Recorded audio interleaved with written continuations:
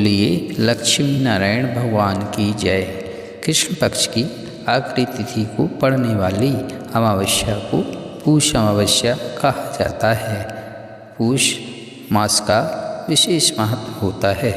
पूष अमावस्या विशेष फल देने वाली, पितरों को मुक्ति प्रदान करने वाली होती है। कहते हैं इस दिन धार्मिक कार्य, स्नान, दान, पूजा पाठ तथा मंत्र जाप करने से सभी मनोकामनाएं पूर्ण होती हैं। पूष अमावस्या के दिन पूर्वजों को याद किया जाता है और उनकी याद में श्राद्ध किए जाते हैं। पूष अमावस्या के दिन की शुरुआत नदी या तालाब में स्नान करने से होती है। स्नान करने के बाद तांबे के पात्र में शुद्ध जल लिया जाता है और सूर्यदेव को जल का अर्घ दिया जाता है। जल चढ़ाने के बाद लाल पुष्प या लाल चंदन भी डाला जाता है। सूर्यदेव को अर्घ देने के बाद पितरों को तर्पण दिया जाता है। पूष अमावस्या के दिन दोपहर के समय चित्रों के नाम से तिल और जल का पूजन किया जाता है। पीपल की पूजा की जाती है और परिक्रमा भी की जाती है। इस दिन गरीबों को भोजन एवं धन का दान दिया जाता है। इस दिन गाय को रोटी खिलाई जाती है। हनुमान चालीसा, कथा, सुंदर कांड का पाठ किया जाता है।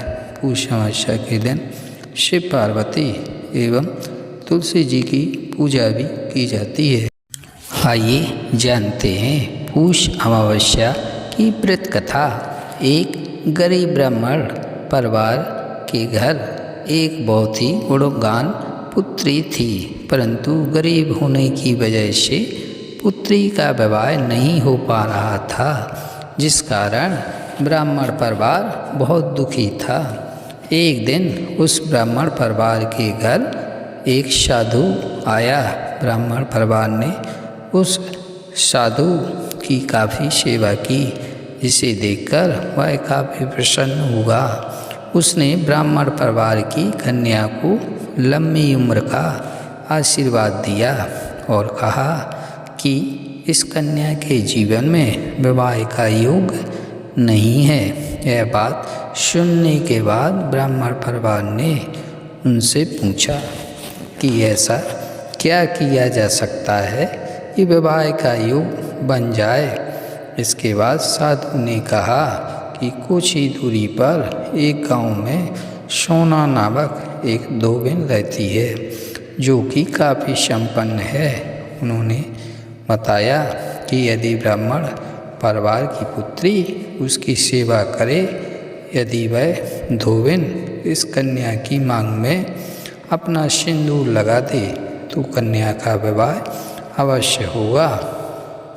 अगले दिन ब्राह्मण परिवार की कन्या अपना मुँह ढांककर धोबिन के घर सुबह सुबह चली गई। धोबिन के घर जाने के बाद कन्या घर की साफ सफाई तथा अन्य कार्य करने के बाद अपने घर वापस आ गई। कुछ दिनों तक लगातार वह कन्या यही करती रही।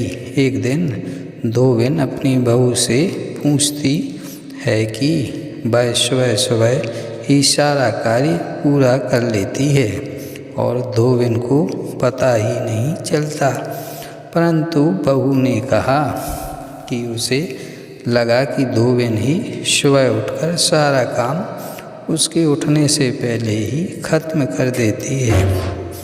इसके बाद अगले दिन वह निगरानी रखती है कि आखिर कौन उनके घर का काम खत्म करके जाता है। अगले दिन उन्होंने देखा कि एक कन्या उनके घर आई और घर का सारा काम खत्म करके अपने घर वापस चली गई। यह सब देखने के बाद जब दूसरे दिन कन्या धोबिन के घर आई, तो धोबिन कन्या से पूछने लगी कि वह कौन है। कन्या ने धोबिन को सारी बात बता दी। कन्या की बात सुन के बाद में धोबिन ने अपना सिंदूर कन्या की मांग में लगा दिया। सिंदूर लगाते ही धोबिन के पति की मृत्यु हो गई। यह बात पता चलते ही धोबिन अपने घर से निर्जल ही चल पड़ी। उसने संकल्प लिया कि रास्ते में जहाँ पीपल का पेड़ मिलेगा वहाँ वह भोजन की सामग्री दान करेगी और परिक्रमा करेगी और उसके बाद ही जल ग्रहण करेगी। जिस दिन वह अपने घर से चली उस दिन अमावस्या थी। रास्ते में उसे पीपल का पेड़ मिला। उसने पकवान की जगह ईंट के टुकड़ों से 108 बार पीपल के पेड़ की परिक्रमा दी। पीपल के पेड़ की परिक्रमा की और जल ग्रहण किया। ऐसा करते ही उसके पति जीवित हो गए। इसलिए जो व्यक्ति हर अमावस्या पर भोजन की सामग्री दान देता है उसके घर सुख समृद्धि आती है। बोलिए लक्ष्मी नारायण भगवान की जय।